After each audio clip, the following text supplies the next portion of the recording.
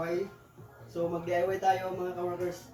Gumawa tayo ng simple door gamit lang yung plywood na 3/4 at saka yung plywood na 1/2. Walang iba natin gagamitin mga ka-workers. Yung stick wheel yung padikit lang natin mga ka-workers. So panoorin na po natin. So ito yung 1/2 mga ka-workers. So kinating natin. Nag-ground tayo mga ka-workers. So nasa atin lang po kung ano yung i-guide natin na para ma-round yung ating arc ng ating door. So ito po mga ka-workers, 1/2. Yan. So ayan, kinating na natin yung bali siding natin sa ating door mga ka-workers. So 1/2 din. So ayan po, panoorin natin i-gamit mga ka-workers.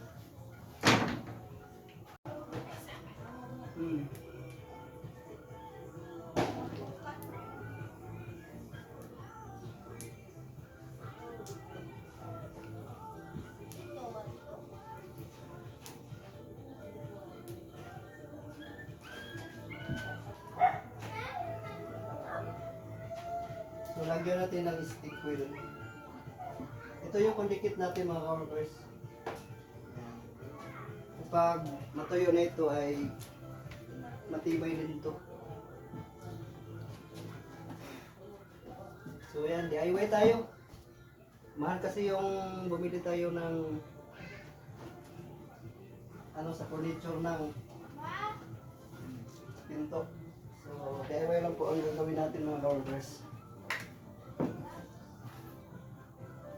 So sa mga mahilig DIY dyan, ito po para sa inyo.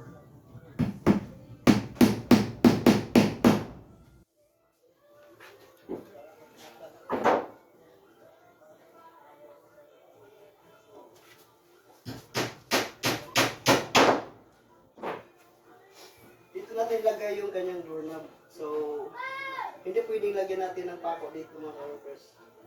Kasi dito tayo magbutas para sa atin ng doorknob. So yan.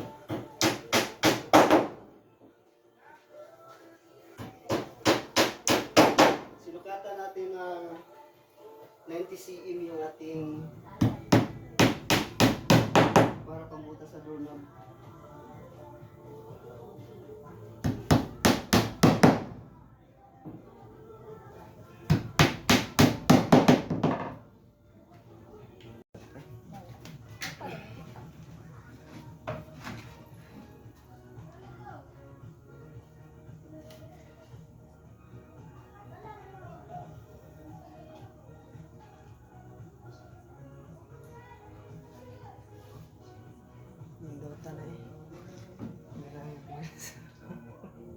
So, ayan po mga workers.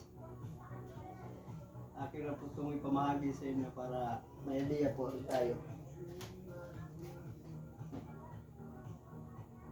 Yan.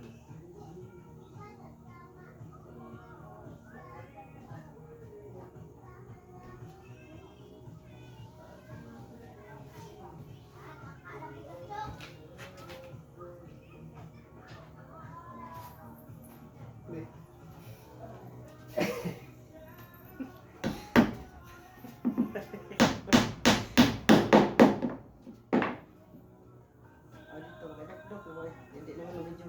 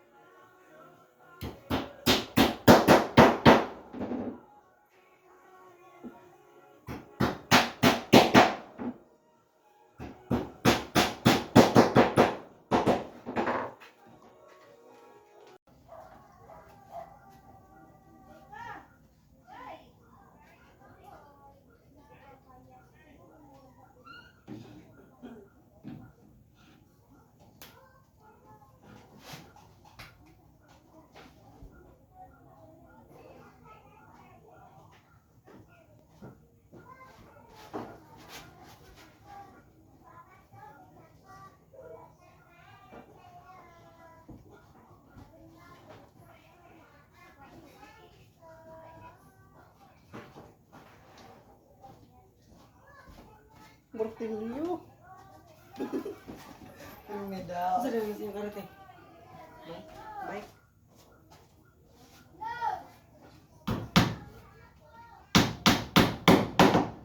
Ganito na yung prank mo. So, ayun, maganda po ito mga ka-workers.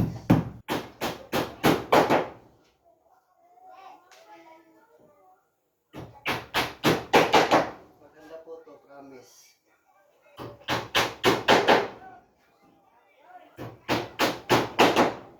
Lalo na pag ibabarnis natin,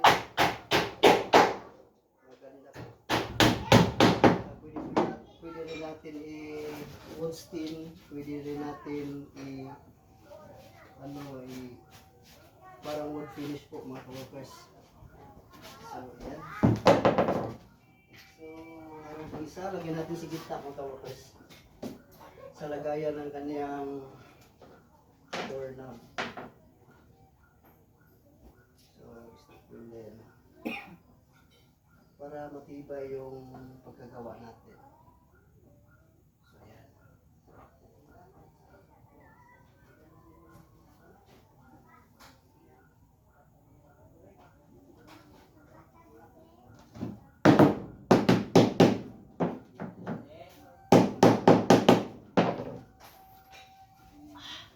Back to back po ito mga ka-workers. Sa likuran, lagyan din natin.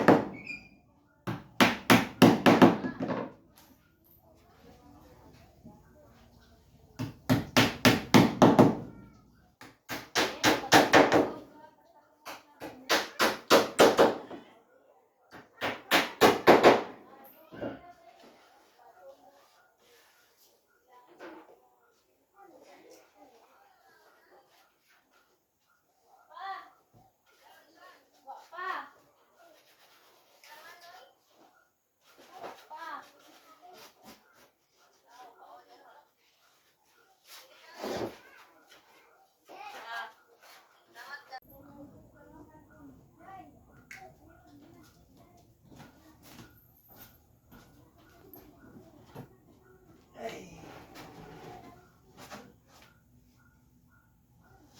Klaro? So, ayan mga ka-workers. Natapos natin yung nasa harap o likuran. So, baliktad natin mga ka-workers para back to back ang kanyang design. So, ayan.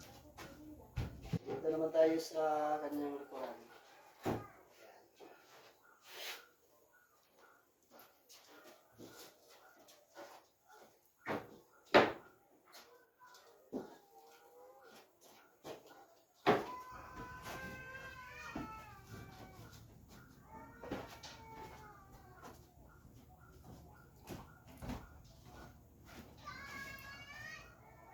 Okay na. Stick wheel naman.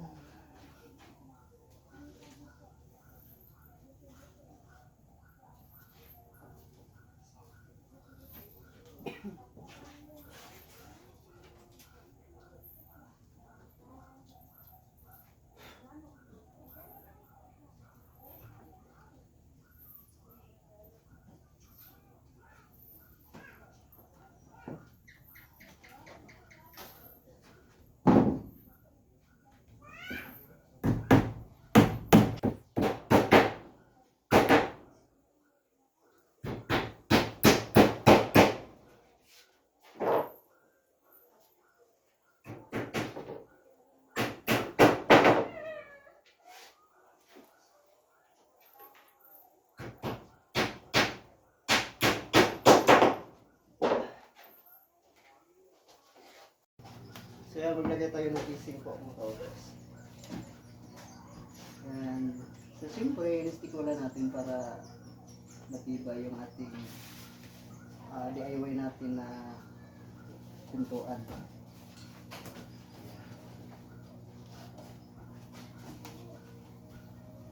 Para hindi parang plywood tingnan mga kaworkers.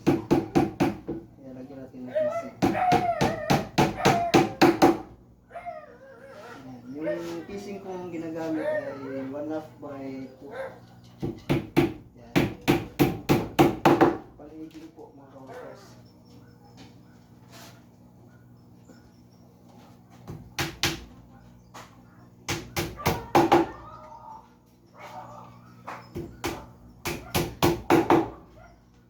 Parang nasa furniture po mga kaworkers.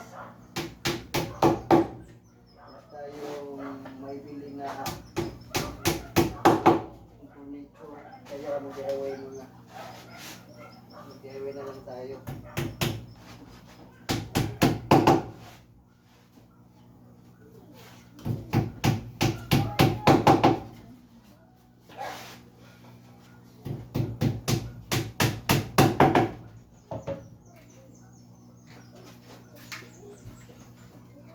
Biya ko'y dok.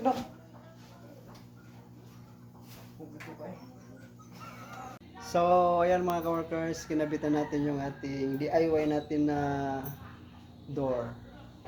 So, puro lang plywood yan. So, ito yung nasa front at ito rin sa kanyang likuran. So, ayan. Nalagyan na natin ng hinges. So, stainless yung ating ginagamit na hinges po mga ka-workers.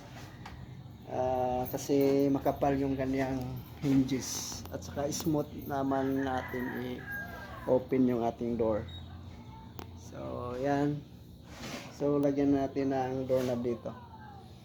So ang standard ng ating doorknob sa kanyang hole ay 6 cm.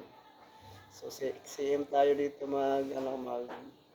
magbutas ng ating doorknob. So ayan po. So, ayan mga ka-workers, nabutas na yung ating paglagyan natin ng doorknob. So, ayan. So, dito na lang yung ilagay natin yung ating barrel. So, ayan po. Also, yung ating ginagamit mga ka-workers. Ayan.